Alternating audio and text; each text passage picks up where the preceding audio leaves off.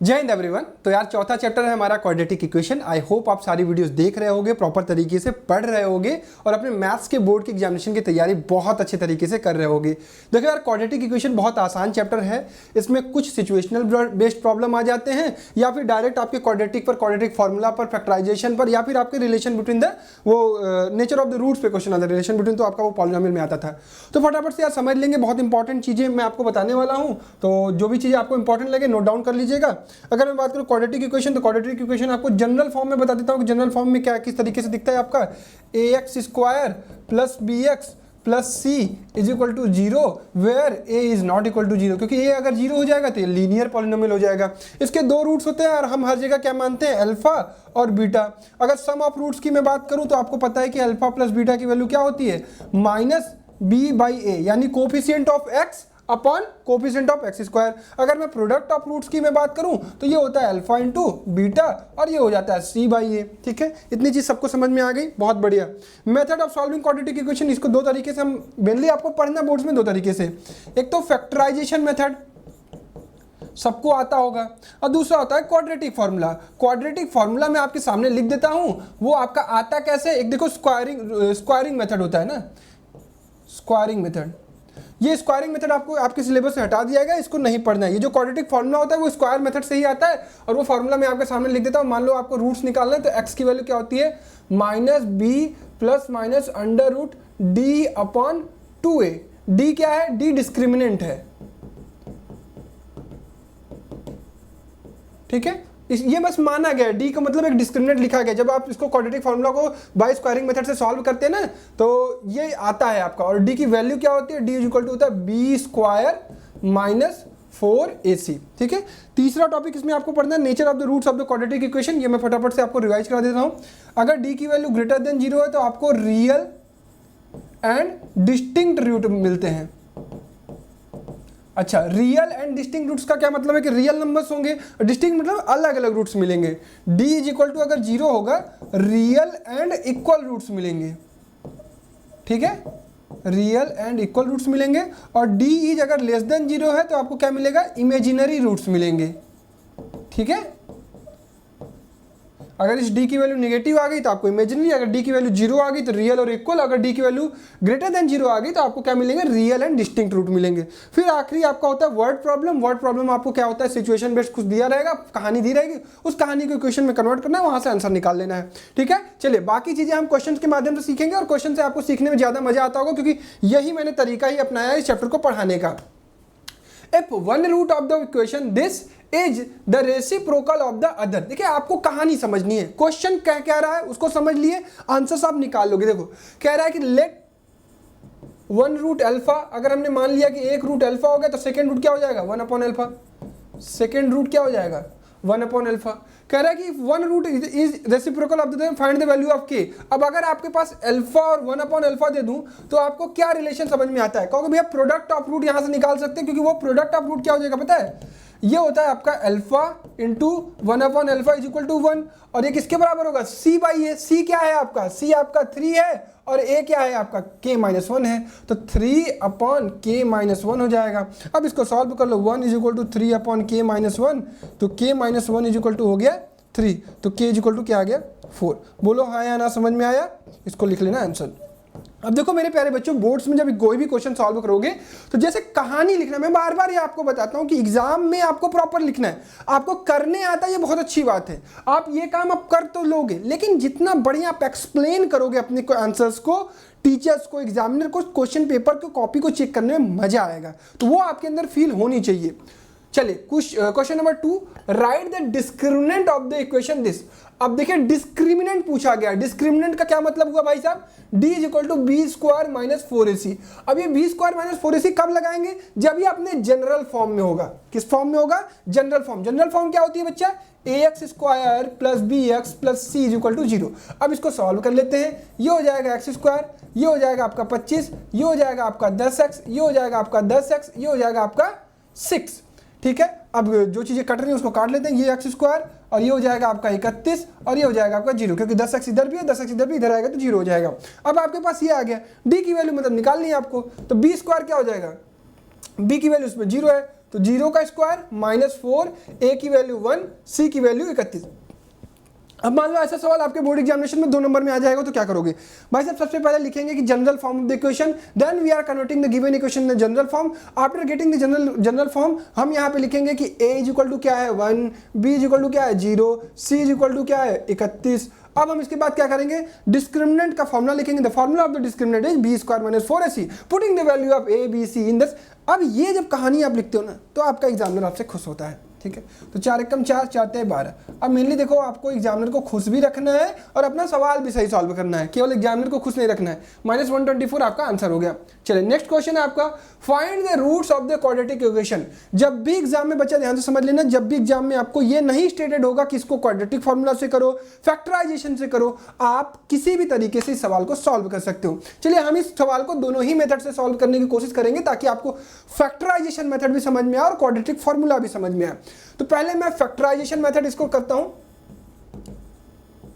अच्छा, एग्जाम में केवल एक मेथड करेंगे, वहां पे आपको परोपकार करने की कोई जरूरत नहीं है, एक मेथड केवल। हाँ, जिस मेथड से करेंगे उसका नाम लिख देंगे ऊपर। यहां पे मल्टीप्लाई किया तो ये आ गया 3, और 3 को हम लोग तोड़ेंगे -3 और 1 में, तो ये हो जाएगा आपका √3x² - 3x + x - √3 is equal to 0। यहां से हम कॉमन ले लेंगे √3x, यहां बच जाएगा √3x, यहां बच जाएगा √3x नहीं बचेगा, ये बचेगा केवल x, और ये बचेगा आपका √3। यहाँ पे +1 कॉमन लेंगे तो x - √3 is equal to 0।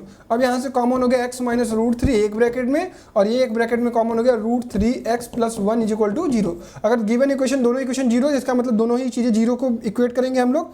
x - √3 is equal to 0, x is equal to √3 एक रूट हो सकता है, और दूसरा रूट हो सकता है आपका √3x + 1 इज इक्वल टू 0, और x इज इक्वल टू -1/√3। ठीक है, तो ये आपके दो आंसर्स निकल के आ रहे हैं बाय द फॉर्मूला, कौन सा? Factorization method. अब इसी चीज को क्वाड्रेटिक फॉर्मूला से करके देख लेते हैं यार। क्वाड्रेटिक फॉर्मूला क्या कहता है? a इज इक्वल टू आपका हो गया √3, b इज इक्वल टू हो गया आपका -2, और c इज इक्वल टू हो गया -√3। एग्जाम में आप ऐसे प्रॉपर लिखेंगे, उसके बाद ही क्वाड्रेटिक फॉर्मूला लिखेंगे। अब यहाँ पे लिखेंगे quadratic formula, x is equal to -b + √b² - 4ac/2a। -b की वैल्यू कितनी हो गई? तो यहाँ 2 हो गया, ± √b² की वैल्यू हो गई यहाँ पे 4 -4 × √3 × -√3 अपॉन में क्या आया 2 × a की वैल्यू √3। ठीक, अब ये हो गया 2 ± 4 × 12, हाँ 4 × 12, और ये माइनस प्लस, ये 16 हो गया, अंदर 16 हो गया, मतलब बाहर +4/2√3। एक आपका आ जाएगा, एक आप इसको लिखेंगे 2 + 4/2√3, और एक आप लिखेंगे 2 - 4/2√3। एक तरफ आ जाएगा 6, ये हो जाएगा √3 हो जाएगा, और ये हो जाएगा -2/2√3, मतलब 1/√3। तो दोनों ही मेथड से आपका आंसर सेम आ रहा है, बिल्कुल सेम आ रहा है। तो these are the roots of the given quadratic equation. I hope आपको तीसरा सवाल समझ में आया होगा, कैसे सॉल्व करना है ये आपने सीख लिया होगा। चौथा सवाल आपके स्क्रीन पर है, solve the following quadratic equation for the x. देखने में टफ लग रहा है, बिल्कुल टफ लग रहा होगा, बट डरना नहीं है। क्या नहीं करना है? डरना नहीं है। मेथड आपको लगाने आना चाहिए। इसको हम करके देखेंगे कैसे करेंगे। इस सवाल को फैक्टराइज करना है पहले हमें। तो पहला दिमाग हमारा क्या काम करेगा? 4x² - 4a²x। इसको शायद हम लोग तोड़ सकते हैं किसमें? a² - b² एक ब्रैकेट में, और a² + b² एक ब्रैकेट में इज इक्वल टू 0। ठीक है बच्चा, अब मेरी बात ध्यान से सुनो। ये चीज कैसे मुझे दिखी? ये चीज ऐसे दिखी कि क्या मैं इस चीज को ऐसे लिख सकता था, a² का होल स्क्वायर - b² का होल स्क्वायर। अब ये चीजें 9th में पढ़ाई जाती हैं आपको, एक्सपोनेंट एंड पावर में। तो ये a⁴ आ गया, ये b⁴ आ गया, तो मतलब आपका काम हो गया। अब आपको ये देखिए एक चीज है, अब इसको फैक्टराइज करना है। तो इसको हमें क्या लाना है? बीच में -4a² लाना है। ठीक है, तो हम लोग क्या कर सकते हैं? हाँ, ये टर्म इसमें मल्टीप्लाई होगा 4 हो जाएगा। ठीक है, यहां पे हम लोग शायद लिख लेते हैं इसको एक बार मैं करके देखता हूं, कहीं गड़बड़ होगा तो उसको किया जाएगा। -2a² - 2b² x, और फिर -2a² + 2b² एक्स। इसको सॉल्व करो, ये -2a², ये +2b², ये -2a² और ये -2b², मतलब ये +2b² और -2b² कट जाएगा और ये क्या लिखा हुआ है, वही चीज़ लिखी हुई है। अब इसमें माइनस और माइनस में मल्टीप्लाई करोगे तो आपको प्लस मिल जाएगा। बहुत ईजी है, क्लियर है भाई साहब, यही करना पड़ेगा। देखो मैंने किया क्या, जो काम हम लोग इस सवाल में करते थे, 3 को ऐसे तोड़ते थे -3 और 1 में, वही काम यहाँ पे किए। देखो a⁴ माइनस b⁴ इंटू क्या हो गया था, 4 हो गया था। अब हम इसको तोड़ रहे हैं, तोड़ना ऐसा है कि बीच में -4a² आना चाहिए। अब हम इसको तोड़ रहे हैं 2 times of a² minus b², 2 times of a² plus b²। हमें क्या चाहिए, बाहर मल्टीप्लाई करने पर प्लस होना चाहिए, माइनस माइनस, क्योंकि हमें बीच में माइनस चाहिए। बच्चा बात को समझो, बीच में हमें माइनस चाहिए तो कब आता है, माइनस इंटू माइनस करने पर प्लस होता है, बट माइनस प्लस माइनस करने पर माइनस होता है। देखो भाई बेसिक्स क्लियर होने चाहिए, तभी आप इस तरह के अच्छे सवाल लगा पाओगे।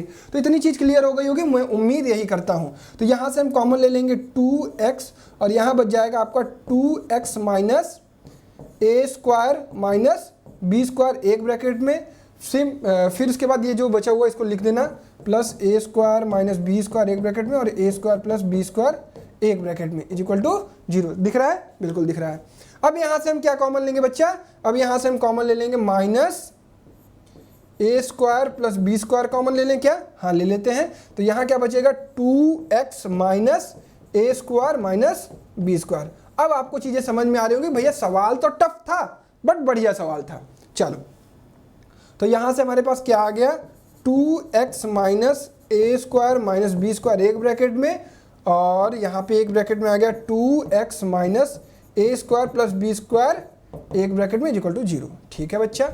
अब इसके बाद यहाँ से हमारे पास x की एक वैल्यू आ जाएगी a² माइनस b²/2 और एक वैल्यू आ जाएगी a² प्लस b²/2। अब देखो मैंने तो डायरेक्ट आंसर लिख दिया, लेकिन क्या आप भी एग्जाम में ऐसे ही करके आओगे क्या, स्टेप्स 2-3 अभी बीच में हैं। आपको देखो मैं पढ़ा रहा हूँ प्रोसेस के लिए, आपको एग्जाम में सारे स्टेप्स लिखने पड़ेंगे कि इसको पहले 0 से इक्वेट करेंगे, फिर ये उधर जाएगा, फिर 2 से डिवाइड होगा, 2 स्टेप यहाँ आएंगे, 2 स्टेप यहाँ आएंगे। ठीक है, क्लियर। चलो बहुत बढ़िया, बढ़ते हैं नेक्स्ट क्वेश्चन पर। उम्मीद करता हूं कि आंसर्स आपको समझ में आ गए होंगे। चलिए भाई, प्यारा सा आपका वर्ड प्रॉब्लम आ गया है। वर्ड प्रॉब्लम से कभी भी डरना नहीं है। कैसे करना है बच्चा, अभी दिखाता हूं। In a cricket match Harbhajan took 3 wickets less than twice the number of wicket taken by Zaheer.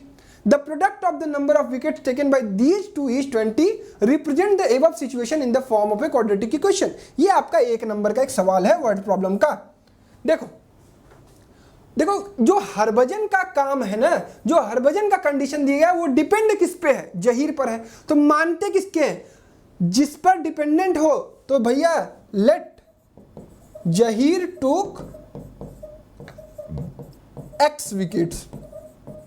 ठीक है, अगर जहीर x विकेट लिया तो हरभजन कितना लिया होगा, 3 wicket less than twice the number of Zaheer. तो मतलब हरभजन ने लिया 3 less than the twice, twice मतलब 2x, 3 लेस देन मतलब 3। तो इतना विकेट कौन लिया होगा, हरभजन। अगर मान लो जहीर ने 5 विकेट लिए होंगे तो हरभजन ने कितने लिए होंगे, 5 गुना 10 में से 3 गया 7 विकेट। ठीक है, चलो बहुत बढ़िया। The product of the number of wickets, अब ये प्रोडक्ट आप निकाल लेते हैं। तो प्रोडक्ट कितना आ जाएगा, प्रोडक्ट दिया गया x into 2x minus 3 is equal to 20। अब इसको सॉल्व करके क्वाड्रेटिक इक्वेशन में लिख लीजिए, 2x² minus 3x minus 20 is equal to 0। अब यहाँ पे अगर आपसे सॉल्व करने के लिए कहा जाएगा तो आप सॉल्व करोगे, नहीं कहा जाएगा तो नहीं करोगे, बात खत्म।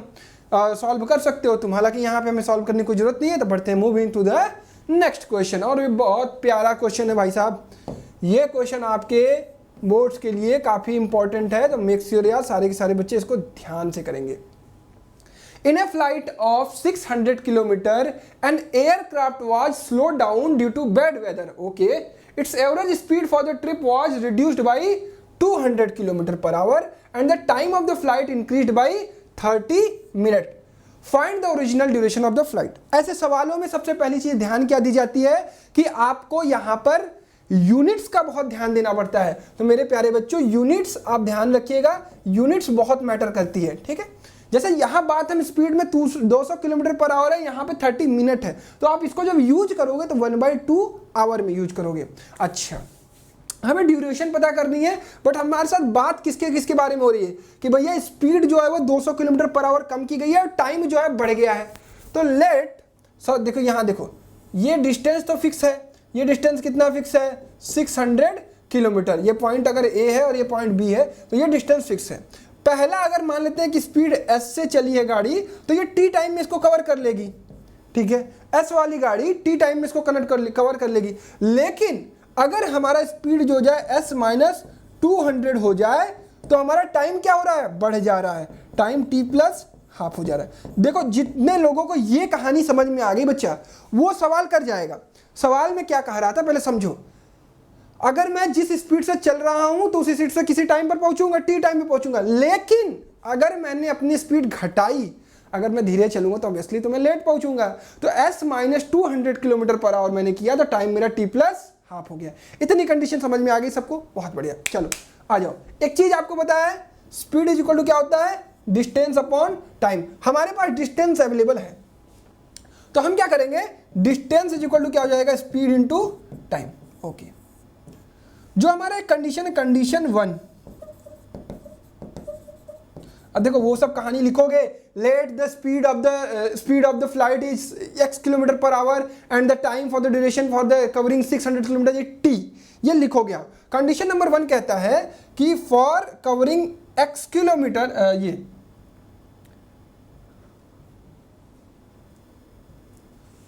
यहां चलो मैं लिख देता हूं, for covering 600 kilometre at speed of s kilometre per hour, time will be t hour, ठीक है। तो क्या हो जाएगा, 600 इज इक्वल टू क्या हो जाएगा, speed into time, s into T. ये आपका आ जाएगा इक्वेशन नंबर 1, ठीक है। कंडीशन नंबर 2 क्या कहती है बच्चा, कंडीशन नंबर 2 कहती है आपसे कि अगर आपका स्पीड क्या हो जाए, s माइनस 200 हो जाए और टाइम क्या हो जाएगा इसके साथ, t प्लस हाफ हो जाए, तो डिस्टेंस तो वही रहेगा, मतलब 600 बराबर क्या हो जाएगा, s minus 200 into T plus half.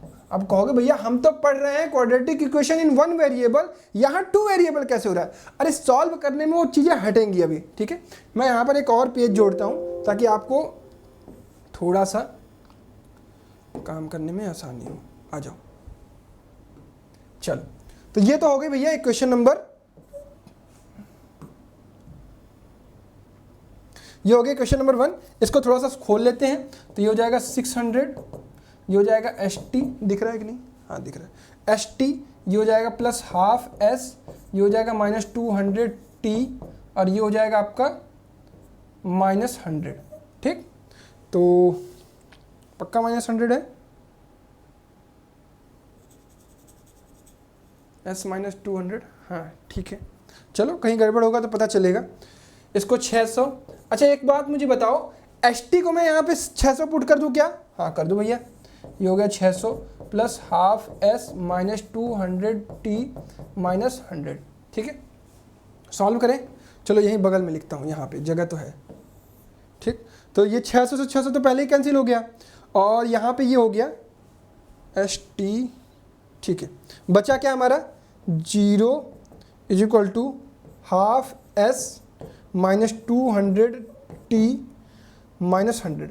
अब एक बात मेरी समझो, हमें आंसर किसका चाहिए, हमें टाइम पूछा गया ना, हमें पूछा गया find the original duration of the flight. तो हम s को एलिमिनेट करने की कोशिश करते हैं, तो यहां से हम क्या निकाल सकते हैं, यहां से हम निकाल सकते हैं s is equal to t upon 600, लिख देते हैं।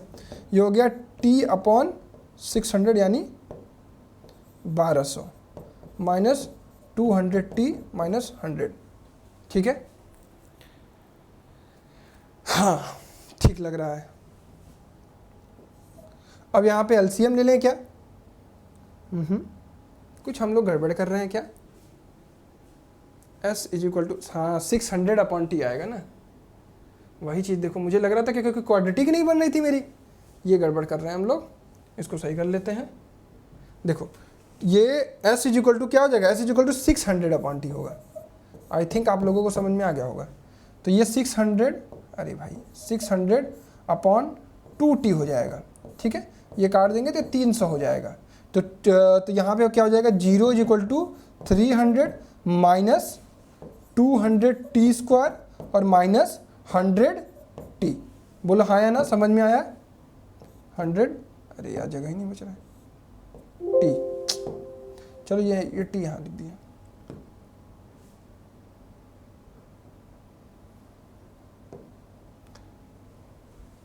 अरे यार ये पेन की वजह से गड़बड़ हो गया, सॉरी गाइज, थोड़ा सा यहाँ पे पेन छूट गया। फटाफट से इसको कर लेते हैं, एस टी माइनस 200t और ये हो गया प्लस हाफ s और ये माइनस कितना हो गया, माइनस 100 हो गया, 600, ये 600, ये 600, ये माइनस 200t, ये हाफ s, ये माइनस 100।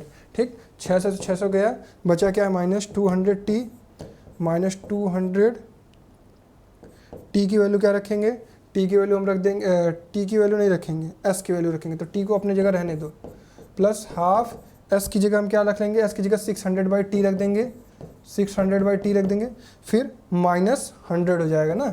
तो अब इसको सॉल्व कर लेते हैं, तो ये हो जाएगा आपका minus 200t square plus 300 minus 100t is equal to 0। अब 100 से कॉमन ले लेंगे तो ये हो जाएगा आपका minus 2t square plus 3 minus 1 minus t। तो इसको और सही करके लिखेंगे तो ये हो जाएगा 2t square plus t minus 3 is equal to 0। अब इसको सॉल्व करेंगे तो 3 दूना 6, 2t square plus 3t minus 2t minus 3 is equal to 0।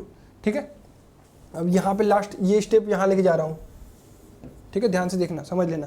अब यहाँ पे हम क्या करेंगे, t कॉमन लेंगे तो ये बचेगा 2t प्लस 3 और माइनस 1 कॉमन लेंगे तो यहाँ बचेगा 2t plus 3 is equal to 0।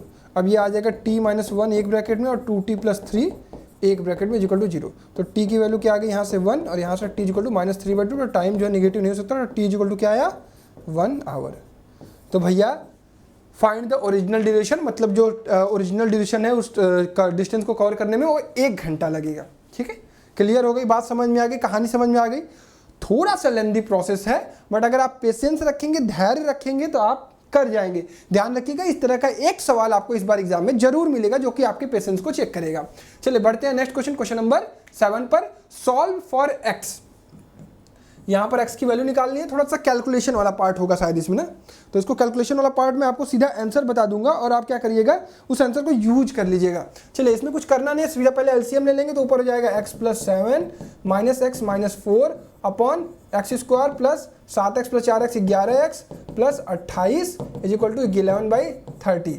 ऊपर क्या बचा, ये कट गया, ये हो गया 3 upon x square plus 11x plus 28 is equal to 11/30। ठीक है, तो ये हो गया 90 और ये हो गया 11x स्क्वायर और ये हो गया 11 ग्राम 121x और ये हो गया 11 × 88, 11 × 22 30 308 और ये हो गया आपका 11x square plus 121x plus 308 में से 90 गया तो आपका हो गया 8 218 आ गया क्या, हाँ 218 इक्वल टू 0। अब आपको इसको देखो बाई क्वाड्रेटिक फार्मूला आप इसको सॉल्व करेंगे, बहुत थोड़ा सा ये उसमें आएगा, क्वाड्रेटिक फार्मूला से ही सॉल्व होगा। तो इसका आंसर मैं लिख दे रहा हूँ, आप लोग देख लीजिएगा। इसका आंसर आएगा x is equal to minus 2.27 and minus 8.33, x is equal to minus 2.77 और 8.33। ठीक है, थोड़ा कैलकुलेटिव पार्ट है, तो बेसिकली आपको इसको यहाँ तक पहुँचने आना चाहिए। यहाँ तक पहुँचने के बाद क्वाड्रेटिक फार्मूला लगाना है, एग्जाम में फंस गया तो आप इसको कैलकुलेट करना पड़ेगा, लेकिन इसको ऐसे क्वेश्चन को बाद में करिएगा। ठीक है, चलिए question number 8। A fast train takes 3 hours less than a slow train for a journey of 600 km. If the speed of the slow train is 10 km per hour less than that of the fast train, find the speed of each train. I think ये जो हम लोगों ने ये वाला सवाल किया था अभी पीछे वाला, उसी के कॉन्सेप्ट पर यूज्ड है, इसलिए मैं बार बार आपको कह रहा हूँ कि इस तरीके का एक सवाल में भी आपको इस वाले सेशन में मिल जाए। A fast train takes 3 hours less than a slow train for a journey of 600 km. तो 600 किलोमीटर है, ठीक है, मान लेते हैं फास्ट ट्रेन की स्पीड s होगी, तो अगर s स्पीड से चल रहा है तो the speed of the slow train is 10 kilometre per our less than, तो मान लेते हैं कि ये s वाला t टाइम लेता है, और अगर ये फास्ट कर दिया हमने, ये fast train if the speed of the slow train ये मान लीजिए हमने किसका लिख दिया, फास्ट का, ठीक है। स्लो क्या करेगा, s-10 से चलेगा, और ये टाइम जो है कि अगर ये वाला t 3 घंटे कम ले रहा तो 3 घंटे ज़्यादा लेगा, तो ये t+3 हो जाएगा। ये हो गया हमारा स्लो ट्रेन। कहानी समझो केवल, देखो पहली ट्रेन बहुत तेज चल रही है, s स्पीड से चलेगी, t टाइम लेगी। दूसरी ट्रेन की स्पीड कम होगी तभी वो टाइम ज़्यादा लेगा। अब देखो कहानी यहाँ दूसरी लिखी हुई है, fast train takes 3 hour less. किससे 3 घंटे कम ले रहा है, स्लो से। स्लो अगर t+3 ले रहा है तो 3 घंटे कम ये कितना लेगा, t लेगा। उसी चीज को मैंने इस लैंग्वेज में लिखी है, तो ये लैंग्वेज आपको लिखने आनी चाहिए। अब इसके बाद वही कहानी हो गई कि 600 इक्वल टू क्या हो जाएगा, st, और ये एक जगह 600 इक्वल टू क्या हो जाएगा, s-10 इंटू t+3। सॉल्व कर लो, st plus 3s minus 10t minus 30 is equal to 600। ये st वही 600 लिखा हुआ है, तो 0 is equal to 3s minus 10t minus 30। और हमें क्या निकालना है, देखो यहाँ पे अगर हमें स्पीड निकालना है तो t को हटाने की कोशिश करते हैं, तो ये t इज इक्वल टू क्या हो जाएगा, 600/s। तो यहाँ लिख लेंगे 3s minus 10 into 600/s minus 30 is equal to 0, ठीक है। ये s है ना, तो ये हो गया 3s स्क्वायर माइनस 6000 माइनस 6000 हो गया, और ये हो गया minus 30 s is equal to 0। इसको लिखते हैं, काटते हैं, 6s स्क्वायर माइनस 10s, और ये हो गया आपका 3 से काटा इसको, 3×6 = 2000 इज इक्वल टू 0। अब इसको शायद हमने लिख सकते हैं s square minus 50s plus 40s minus 2000 is equal to 0। s common लिया तो s माइनस 50 प्लस 40 कॉमन लिया तो s minus 40, s minus 50 is equal to 0। तो s माइनस 50 एक ब्रैकेट में आ जाएगा और s प्लस 40 एक ब्रैकेट में आ जाएगा, तो स्पीड पॉजिटिव होगी, तो s is equal to 50 km/h इसकी स्पीड होगी। फास्ट ट्रेन की कितनी हो जाएगी, ईच ट्रेन की बात करेंगे तो फास्ट की स्पीड हो जाएगी 50 km/h, और स्लो की स्पीड कितनी हो जाएगी, 40 km/h। समझ में आ गई क्या कहानी सभी बच्चों को? कहानी कॉन्सेप्ट आपको समझ में आना चाहिए, क्योंकि 2 सवाल हमने सेम पैटर्न के कर लिए, ठीक है। चले नेक्स्ट पर आ जाओ। क्वेश्चन नंबर 9, बहुत प्यारा सवाल है, 2 बार पूछा जा चुका है। Board term 2 foreign set 1 2015, CBSE odd set 2 2019 में, ठीक है। चलिए, solve for the x square plus 5x plus a square plus ये, अच्छा ठीक है, x square plus 5x minus a square plus a minus 6 is equal to 0। देखो ये अपने आप में क्वाड्रेटिक है, तो पहले इसको सॉल्व कर लो। x square plus 5x minus इसको करोगे a square plus 3a minus 2a minus 6 is equal to 0। ये हो गया आपका x square plus 5x minus a plus 3 minus 2a plus 3 is equal to 0। ये हो गया x square plus 5x minus a plus 3 एक ब्रैकेट में और a माइनस 2 एक ब्रैकेट में इज इक्वल टू 0, ठीक। अब इसको यहाँ सॉल्व करते हैं x स्क्वायर। अब यहाँ पे हम लोग लिखेंगे इसको, क्या लिखेंगे, a plus 3x minus a minus 2x is minus a plus 3 a minus 2 is equal to 0। देखो बहुत सारे बच्चे, मुझे पता है कि इसी चीज को नहीं कर पाते हैं, इस चीज को इस तरीके से तोड़ना। देखो मेरे प्यारे बच्चों, फैक्टराइजेशन का ये रूल है कि आपको c और a को मल्टीप्लाई करना और तोड़ना ऐसे है कि ये b निकल कर आए। ये कला है, इस कला को आपको सीखना पड़ेगा। वो सीख कैसे पाओगे, प्रैक्टिस से, और कोई तरीका नहीं आपको, क्योंकि हर सवाल में डिफरेंट चीजें मिलेंगी। आपको तरीका पता चलना चाहिए, और मैं तरीका समझा सकता हूँ। तरीका यही है कि इसको मल्टीप्लाई करना है, अपने दिमाग में रब पे जहां कैलकुलेशन करना है करके इसको ऐसा लिखना है कि फिर अगर सॉल्व करोगे तो यही रहना चाहिए। सॉल्व करके देख लो, a से a कट जाएगा, 3x और -1 प्लस तो 5x बच जाएगा, ठीक है। बस सवाल सॉल्व हो गया। x यहाँ से कॉमन लिया तो x प्लस a प्लस 3 आ जाएगा, माइनस यहाँ a माइनस 2 कॉमन लिया तो ये x प्लस a प्लस 3 आ जाएगा इज इक्वल टू 0। तो यहाँ से x की वैल्यू एक आ जाएगी आपकी, चलो लिख लेता हूँ, x माइनस a माइनस 2 एक ब्रैकेट में हो जाएगा, और x प्लस a प्लस 3 आपका एक ब्रैकेट में हो जाएगा। तो एक x की वैल्यू आ जाएगी आपकी a माइनस 2 और दूसरी आ जाएगी माइनस a प्लस 3, ठीक है। समझ में आया सवाल समझ में आया? क्या पता यही सवाल आपके एग्जाम में आ जाए, ठीक है। तो डरना नहीं है, आराम से करना है और कर जाओगे। Question number 10 on screen. Divide 27 into 2 part such that sum of their reciprocal is 3/20। आसान सवाल है। हमें 27 को दो ऐसे पार्ट्स में डिवाइड करना है कि जिनका सम ऑफ रेसिप्रोकल ये होना चाहिए। तो मान लेते हैं कि भैया एक पार्ट x हो गया तो दूसरा पार्ट 27 माइनस x हो जाएगा। वही तो तरीका है 27 और x। अब इनका सम कर लेते हैं 1/x plus 1/27 minus x equal to क्या है 3/20। ये हो गया आपका 27 minus x plus x upon 27x minus x square equal to 3/20। ये आपका कट गया, इससे काटा इसको 9, ये हो गया 180। ये हो गया आपका x minus x square plus 27x, इधर कर लो, ये हो जाएगा x square minus 27x plus 180 is equal to 0। अब इसको तोड़ना है 15 12 x square minus 15x minus 12x plus 180 is equal to 0। x minus 15 minus 12 x minus 15 is equal to 0। x minus 15 common ले लिया, x माइनस 12 कॉमन ले लिया, x is equal to 15 या फिर 12 इसका रूट्स हो जाएगा आंसर। ठीक है, क्लियर। तो दो नंबर कौन कौन से होंगे 15 और 12। समझ में आ गया सबको, क्लियर है, बहुत बढ़िया। चल 11,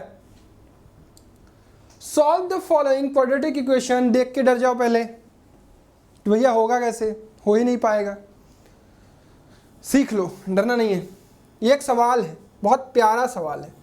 x square plus a upon a plus B x लिखा हुआ है, ए प्लस बी अपॉन ए एक्स लिखा हुआ है, प्लस 1 इज इक्वल टू 0। मैं भी जब ये पहली बार सवाल देखा था मैं भी तुम्हारी तरह डरा था, मुझे भी लगा यार करूँगा क्या। फिर मैंने बहुत देर सोचा और मुझे समझ में आया कुछ करते हैं। कुछ करने जब बैठोगे तभी तुमसे हो पाएगा। यहाँ से x कॉमन लोगे तो ये बचेगा x plus a upon a plus B. हालांकि ये चीज़ दिखती नहीं है जल्दी। यहाँ से क्या कॉमन लेंगे, यहाँ से कॉमन लेंगे a प्लस बी अपॉन ए, क्योंकि ये देखो एक दूसरे के रेसिप्रोकल है। अगर 1 से इसे कॉमन लेंगे तो ये x plus a upon a plus b is equal to 0। देखो ना, देखो देखो, इसका इसमें मल्टीप्लाई करोगे तो 1 ही तो आएगा, बस काम हो गया। x plus a upon a plus b और x plus a plus b upon a is equal to 0। x की वैल्यू आ गई minus a upon a plus b and a plus b upon a minus b. ठीक है, हालांकि शुरुआत में देख के डर लगता है लेकिन करने जाओगे तो हो जाएगा। ठीक है, चलो क्वेश्चन नंबर 12, प्यारा सवाल है ये भी, किया जाए। चलो, P and Q are the center of the circle of radii 9 cm and 2 cm respectively. PQ is equal to 17 cm. Okay, ठीक है, ये बना दिया इसका 9, ये बना दिया इसका 2। मैंने इसको दूर दूर क्यों किया, क्योंकि मुझे यहाँ समझ में आ गया जो P और Q के बीच की दूरी है वो ज़्यादा है, तो ये टोटल कितना है 17। R is the center of the circle of the radius x centimeter which touches the given circle externally given that PRQ is 90 degree. Write an equation in x and solve it. Okay, okay, okay. PRQ कह रहा है ना कि PRQ 90 degree है, PRQ ये 90 है और एक ऐसा सर्कल है जो कि इनको एक्सटर्नली टच कर रहा है, हालांकि इसका रेडियस R होगा। ठीक है, अगर कुछ बच्चे क्या करते हैं यहीं पर सर्कल बनाते हैं और जब यहाँ सर्कल बनाते हैं तो उन्हें तो स्ट्रेट लाइन मिलेगी, पीआर की वैल्यू 180 डिग्री होगी, तो वो कंडीशन फॉलो नहीं होगी। समझ में आ गई बात। अब तुम्हें सवाल भी समझ में आ रहा होगा, क्योंकि भैया ये 9 होगा, इसका रेडियस मान लेते हैं x, इसका रेडियस x, इसका 2 और ये टोटल 17। ये 90 डिग्री है तो भैया पाइथागोरस लग जाएगा क्या, बिल्कुल लग जाएगा भैया। तो ये हम लोग लिख देंगे x प्लस 2 का whole square plus x plus 9 का whole square is equal to 17 का स्क्वायर। ये हो गया एक्स स्क्वायर, ये 4, ये 4x, ये हो गया एक्स स्क्वायर, ये हो गया 81, ये हो गया 18x, ये हो गया 289, ये हो गया 2x स्क्वायर, ये हो गया 18 4 22x, ये हो गया 21 4 85, ये हो गया 289, ये 2x स्क्वायर, ये हो गया 22x, ये 289 में से घटाए तो माइनस 204 इज इक्वल टू 0, ये हो गया एक्स स्क्वायर, ये हो गया 11x और ये हो गया 102 इज इक्वल टू 0। अब शायद इसको सॉल्व करना पड़ेगा क्या हमें, सॉल्व करने पर देखो क्या आता है। 102 करें सॉल्व, 102 2 51 3 17 17 1, 3 6 17 6, हाँ समझ में आ गया। X square plus 17x minus 6x minus 102 equal to 0। एक आ जाएगा x प्लस 17, एक आ जाएगा x माइनस 6 इक्वल टू 0। तो x की कौन सी वाली ले लेंगे, पॉजिटिव वाली, x इक्वल टू 6 सेंटीमीटर। तो ये हो गया इसका रेडियस 6 सेंटीमीटर। गिवन इतना right an equation x and solve it. तो x की वैल्यू 6 सेंटीमीटर, यही आपको यहाँ पे आंसर लिख देंगे। समझ में आया बच्चा सबको? एक एक बच्चे को क्या कहानी पूरी समझ में आ रही है? बिल्कुल समझ में आ रही होगी यार, इसमें दिक्कत ही क्यों आएगी। चलो इस तरह का सवाल मजा आ जाता है। आपको मैं आज सिखाऊंगा इसको, क्योंकि ये सवाल ना डराता है, और डराने वाले सवाल को समझाने में और तुम्हें सिखाने में मुझे मजा आता है। ठीक है, चलो आओ। 2 water taps together can fill a tank in 1 and 7.5। ये मान लो एक टैंक है, पहले समझो इस कहानी को। ये एक टैप है और ये एक पतला टैप होगा, ठीक। ये भर रहे हैं, दोनों जब साथ में चलेंगे तो इसको भरने में कितना टाइम लग रहा है, 60 के 8 15/8 आवर, जब दोनों साथ में इसको भर रहे हैं। The tap with the longer diameter takes 2 hours less than the tap with the smaller one to fill the tank separately. Find the time in which the tap can fill the tank separately. Okay. Let larger diameter takes takes 2 hours less, हाँ, x hour to fill, ठीक है। And smaller Dyer तब कितना लेगा, 2 घंटे ज़्यादा ही लेगा इससे। स्मॉलर डायर इसको टेक्स कितने देर में लेगा, x प्लस 2 आवर। अब देखो कितने बच्चे इसी में कंफ्यूज होते हैं, नहीं भैया इसको x मानना था, इसको x माइनस 2 करना था। अरे भाई बात तो वही हो गई ना, x और x प्लस 2। अगर x प्लस 2 के रेस्पेक्ट में x को देखा जाए तो 2 घंटे कम है कि नहीं, हमें मतलब उसी से भाई। अब तुम्हें क्या लगता है कि नहीं भैया कहानी तो ये लिखी हुई है, लॉन्गर कम दिखना, हमें माइनस चाहिए इसमें, तो इसको x मान लो, इसको x माइनस 2 कर लो, मतलब वही है। ठीक है, क्लियर? चलें आगे। बहुत बढ़िया, मुझे पता है ना कि तुम्हें क्या क्या कंफ्यूजन हो सकता है। अच्छा, ये तो बात हो गई यार उस टैप को पूरा पूरा भरने में। अगर हमें ये, क्योंकि हमें क्या पता करना पड़ता है, टाइम पता करना पड़ता है अलग अलग, तो हम पता करेंगे कि लार्जर डायमीटर 1 घंटे में कितना भरेगा। लार्जर डाया अगर 1 घंटे चलेगा फॉर 1 आवर, तो भाई देखो कोई चीज पूरा एक पार्ट भरने में अगर x आवर में पूरा एक पार्ट भर दे रहा है, पूरा सामान x घंटे में भर रहा है, तो 1 घंटे में कितना भरेगा, ओके 1/x पार्ट। बोलो हाँ या ना समय। अगर भाई साहब इस larger dia takes complete x hour to fill the complete tank, एक पार्ट, तो लार्जर डाया फॉर 1 आवर में कितना करेगा, 1/x पार्ट, ठीक। और अगर मैं स्मॉलर डाया की बात करूं, स्मॉलर डाया फॉर 1 आवर चलेगा, तो वो कितना करेगा भाई, 1/x प्लस 2 पार्ट। ठीक है, क्लियर? इसमें किसी को समस्या नहीं होनी चाहिए। चलो इधर कर लेते हैं।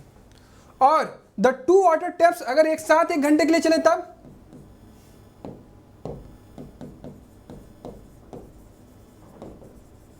देखो ये लोग क्या कर रहे थे, 15/8 आवर में 15/8 आवर में एक पार्ट भर रहे थे, पूरा एक पूरा टैंक। तो 1 घंटे में कितना भरेंगे, 8/15 पार्ट। ठीक है, तो इसका मतलब हम यहाँ पे क्या करेंगे, दोनों अलग अलग चलाएंगे 1 घंटे के लिए, और यहाँ पर एक साथ भी चला देंगे 1 घंटे के लिए, तो दोनों ही कंडीशन को ऐड कर लेंगे। तो ये 1 घंटे में 1/x part, 1/x plus 1/x plus 2 is equal to 8/15 hour. जब दोनों साथ चलेंगे तो इतना भरेगा। अब इसको सॉल्व कर लीजिए, ये हो गया x plus 2 plus x/x square plus 2x is equal to 8/15। ये हो गया 2x plus 2/x square plus 2x is equal to 8/15। ये हो गया आपका 30x, ये हो गया 30, ये हो गया 8x स्क्वायर, ये हो गया 16x। ठीक है, ये हो गया 8x स्क्वायर, इधर कर दिए तो 16 4 20 10 30 14x, और ये हो गया माइनस 30 इज इक्वल टू 0। 2 से काटते हैं हो जाएगा 4x square minus 7x minus 15 is equal to 0। अब आ गया 15 चौका 60, 15 चौका 60, 20 60, 10 छक्का 60। और कहीं हम लोगों ने गड़बड़ किया क्या? मुझे तो नहीं लग रहा है कहीं हमने गड़बड़ किया। एक मिनट मुझे देखने दो। 4x square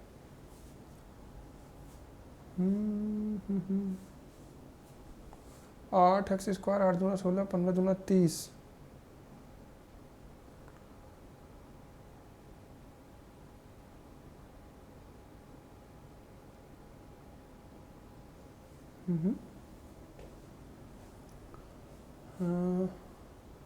one upon x plus 2। ठीक है, ऊपर तो सही आ रहा है। 2x plus 2 x square plus 2x 8/15 2x plus 2 15 दूना 30 15 दूना 30 8x स्क्वायर 8 दूना 16x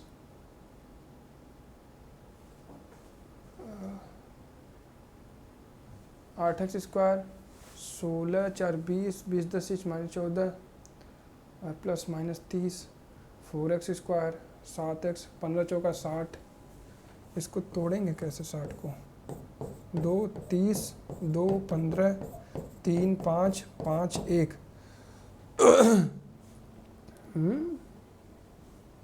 यहाँ पे हमने क्या कहीं कुछ गड़बड़ तो नहीं माना? Let the larger dia take x hour and smaller dia take x plus 2 hour. ठीक है, सही तो लग रहा है यार।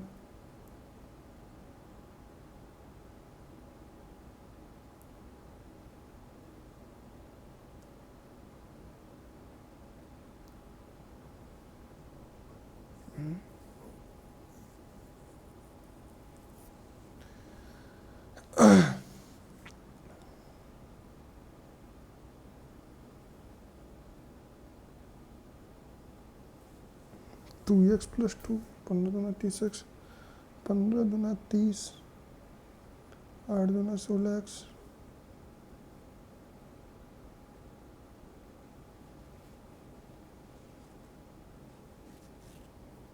14। इसको मुझे थोड़ा सा कैलकुलेट करना पड़ेगा। बताओ, इतनी छोटी सी चीज़ मेरे दिमाग में स्ट्राइक नहीं कर रही है। 2 दूना 4 × 12 12 × 60 4x square minus 12x plus 5x minus 15 is equal to 0। ये हो गया 4x यहाँ कॉमन लिया, ये x माइनस 3 हो गया, ये plus 5 x minus 3 is equal to 0। और ये हो गया आपके पास x माइनस 3 और ये आपके पास 4x plus 5 is equal to 0। और यहाँ से x की वैल्यू आ गई आपके पास 3 और x की वैल्यू यहाँ से आ गई -5/4। तो हम यहाँ से क्या लेंगे? केवल और केवल पॉजिटिव वाली वैल्यू लेंगे। तो हमारे पास यहाँ पे आंसर क्या आ जाएगा? Find the time in which the each tap can fill the tank separately. अगर सेपरेटली की बात करें तो एक वाला जो डायमीटर ये x आवर वाला ले लेगा आपका 3 आवर, और ये जो स्मॉलर डायमीटर वाला है वो 1 आवर लेगा। छोटा वाला 1 आवर और बड़ा वाला 3 आवर। ठीक है, क्लियर है? तो वो देखो, कभी कभी क्या होता है ना, हम कहीं पे स्टिक कर जाते हैं और वहीं पे हमें ऑप्शन ही नहीं समझ में आता। हम चूंकि छोटी सी फैक्टराइजेशन है, मैंने पूरा एलसीएम भी सामने लिख रखा है, लेकिन कभी कभी क्या होता है ना कि चीज़ें हमारी दिमाग, तो हमें क्या करना चाहिए, पहले उस चीज़ को वहीं पर रिलैक्स, जैसे मैंने क्या किया, पहले वीडियो पॉज किया, फिर मैंने बहुत देर तक सोचा कि मैं गलती क्या कर रहा हूँ, तो मैंने इसको देखा। तो थोड़ा देर देखने के बाद रियलाइज हुआ, अरे यार 12 × 25 60 भी तो होता है। मेरा दिमाग कहाँ गया रहा था? 30 दूना 60 15 चौका 60, बस इतना ही मैं सोच पा रहा था। अगर मैं थोड़ा सा दिमाग लगा तो मेरे से आंसर, चलिए ठीक है, कोई दिक्कत नहीं। चलिए next question number 14 on your screen. If the roots of the quadratic equation this are equals to this then prove that this. बहुत बढ़िया सवाल है और ये आई होप सारे बच्चे भी कर पाएंगे। देखो, पहली कंडीशन क्या है? रूट्स इक्वल है। इक्वल होने का मतलब d इक्वल टू 0, यानी b स्क्वायर minus 4ac is equal to 0। a की वैल्यू यहाँ क्या है? a square plus b square. b की वैल्यू क्या है? -2ac plus bd। और c की वैल्यू क्या है? c square plus d square. बस देखो यार, पेशेंस के साथ इसको काम करना है। ये हो जाएगा 2ac प्लस bd का होल स्क्वायर, माइनस लगा हुआ है, -4 इंटू ए स्क्वायर प्लस बी स्क्वायर, सी हो गया c square plus d square. इसका पूरा ब्रैकेट में कर लो, इज इक्वल टू 0। ये हो गया 4, ये हो गया a square C square plus b square D square plus 2acbd ABCD मानिए, -4a square minus 4a square 4b square, नहीं 4a स्क्वायर सी square 4a square D square या 4b square D square plus और क्या होगा, A square into D square, 4a² into D square प्लस 4b square into D square, यानी B square into D square. A का C में किया, ए का सी में हो गया, ए का डी में हो गया, बी का डी में हो गया, बी का सी में, बी स्क्वायर सी स्क्वायर, ठीक है, इक्वल टू 0। तो 4ac स्क्वायर और ये 4ac स्क्वायर और 4bd स्क्वायर, 4bd स्क्वायर ये कट जाएगा, ठीक है, बस सिंपल है।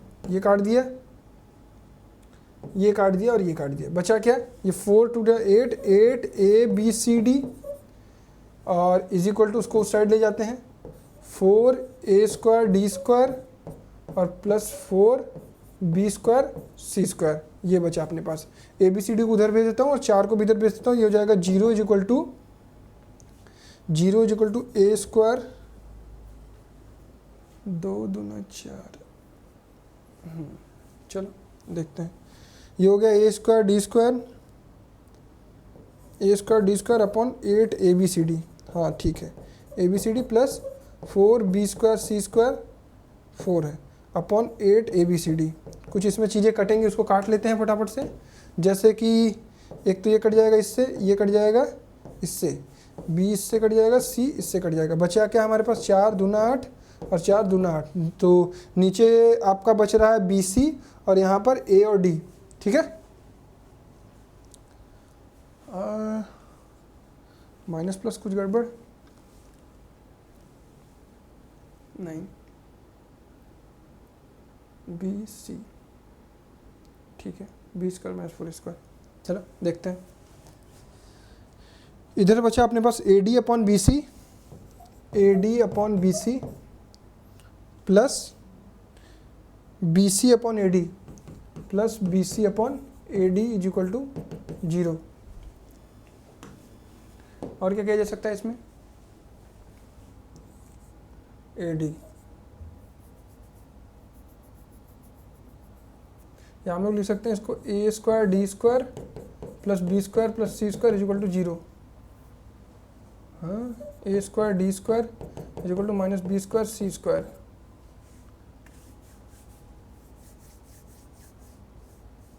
माइनस कहीं गड़बड़ कर रहे हैं हम लोग, अदरवाइज ये ऐसे हो जाता है a बाई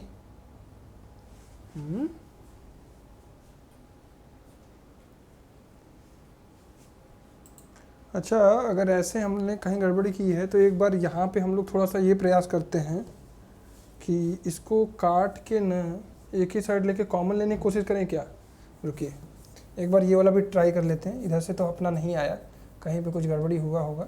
एक बार यहीं पे ऐसा करते हैं, यहाँ पे अपने पास क्या बच रहा था 8 ABCD और माइनस 4a² डी स्क्वायर और minus 4b square C square is equal to 0। हाँ, लेकिन शायद तब भी फंस जाएगा मैटर। अगर इसको हम लोग 4 ABCD में कन्वर्ट करते हैं, 4 ABCD एक तरफ माइनस 4a² डी स्क्वायर और प्लस 4 ABCD एक तरफ और minus 4b square C square is equal to 0। तो यहाँ से अपने पास अगर हम लोग यहाँ से 4AD कॉमन लेते हैं तो यहाँ बचेगा CD, अरे BC CB माइनस AD, हाँ समझ में आ गया। और यहाँ से हम क्या कॉमन ले लें, 4BC कॉमन ले लें तो यहाँ बचेगा AD minus BC is equal to 0, ठीक है। और अगर ये माइनस हम लोग कर देते हैं तो ये हो जाएगा, ये है बढ़िया चीज़, देखो मज़ेदार सवाल था ये। यहाँ से अगर हम लोग माइनस कर दें तो ये माइनस हो जाएगा और ये प्लस हो जाएगा, तो अपने पास अंदर सेम हो गया, अंदर हो गया BC माइनस AD एक ब्रैकेट में और एक ब्रैकेट में हो गया 4AD माइनस 4BC, 4 कॉमन ले लिया तो AD minus BC is equal to 0। तो कहीं से भी कुछ भी कर दोगे तो BC इज इक्वल टू क्या आ जाएगा AD, तो यहाँ से हम क्या कर देंगे A by B is equal to D by C। भाई साहब क्या मस्त सवाल था, A बाई B। एक सेकंड, फिर हमने कहीं गड़बड़ किया क्या, BC is equal to AD, अच्छा नहीं सही है, ये देखो A by B C by D, ठीक है, दैट्स इट। थोड़ा सा कन्फ्यूजन हुआ, एक जगह हमने गलती क्या की, हमें उसको उसी लय में लेके गए, यहाँ पे हमसे वो आंसर नहीं निकल पाया जो हमें रिक्वायर्ड था, तो फिर हमने सोचा कि रुक जाइए दूसरा दिमाग लगाते हैं, तो वो दूसरा दिमाग लगाने पर हमारे पास आंसर सही आ गया है। ठीक है, चलिए दैट्स इट। तो ये वाला भी सवाल हमारा फिनिश हुआ, और ये है हमारे पास आखिरी सवाल। If the root of the quadratic equation x square plus 2px plus m1 is real and equal, ठीक है, so that the roots of the quadratic equation this are also equal. इसका मतलब अगर इसके इक्वल हैं तो इस वाले में क्या हम अप्लाई कर देंगे, d इक्वल टू 0, यानी बी स्क्वायर यानी 4p square minus 4mn is equal to 0, यानी क्या हो जाएगा p square minus mn is equal to 0, यानी यहाँ से क्या आ गया p square is equal to mn। ठीक है, so that the roots of the quadratic equation this are also equal, यानी हम यहाँ पे वही चीज़ दिखाएंगे, बी स्क्वायर माइनस 4ac मतलब 4m प्लस n का whole square minus 4 times of m square plus n square plus 2p square, और ये आ जाएगा आपके पास 4m square plus 4n square plus 4 दूना 8mn minus 4m square minus 4n square minus 4 दूना 8p square is equal to, ये निकालना है हमें, 4m square 4m square cut गया, 8mn आ गया, और mn की जगह हम क्या लिख सकते हैं, p स्क्वायर लिख सकते हैं, p स्क्वायर की जगह हम mn लिख सकते हैं, तो 8mn लिख देंगे इसको, और ये आ गया हमारे पास 0। तो 0 अगर आ गया हमारा, ये क्या हम निकाल रहे थे, इसका b स्क्वायर माइनस 4ac। ठीक है, क्लियर, तो हमारे पास 0 आ गया। ठीक है, तो दैट्स ऑल, ये हमारे ऑल 15 क्वेश्चन हो गए क्वाड्रेटिक इक्वेशन के। देखिए हम कहाँ थोड़ा सा फंस गए थे, हम इस वाले में देखिए अप्रोच दूसरा अपनाने लगे थे, फिर जब हमें हमारे अप्रोच से आंसर नहीं मिला तो हमारा दिमाग स्ट्राइक किया कि हम इसको 2 तरीके से तोड़ सकते हैं, और तोड़ने के बाद कॉमन लेंगे तो शायद हमें कुछ चीज़ें कॉमन मिल जाए, जैसे फैक्टराइजेशन हम करते हैं। और इसमें हमने क्या किया, ये तो मतलब सिंपल सी चीज़ थी कि हम यहाँ पर एकदम सही अपना इक्वेशन फॉलो कर रहे थे, और यहाँ पर आने के बाद हम फैक्टराइज नहीं कर पा रहे हैं। फैक्टराइजेशन इज बेसिक थिंग जो कि कभी कभी स्ट्राइक नहीं करता है, तो हमें लगता है कि यार बहुत कठिन हो गया। बाकी ये आसान सवाल था, फिगर बनाने से हो जाता है, ये दिखता नहीं है बट दिख जाएगा, तो उस दिन आपको बहुत आसान लगेगा। कैलकुलेशन पार्ट है इसमें, और ये सब तो आसान चीज़ें ही थी। तो सारा चैप्टर हो गया हमारा, पहला क्वाड्रेटिक मतलब कि ये चौथा चैप्टर हो गया हमारा क्वाड्रेटिक इक्वेशन। आई होप आपको सारी चीज़ें समझ में आई होंगी। इसके नोट्स भी मैंने टेलीग्राम पर यहाँ डाल दिए हैं। टेलीग्राम है हमारा रैंकर्स NTSC 2023। ठीक है, तो इस पर जाकर आप टेलीग्राम से डाउनलोड कर लेना। That's all for the quadratic equation. I hope आपको क्वाड्रेटिक पूरी तरीके से रिवाइज हो चुका होगा, और अब आपको आगे आने वाले समय में नेक्स्ट और चैप्टर मिलते रहेंगे। ठीक है, तब तक के लिए जय हिंद।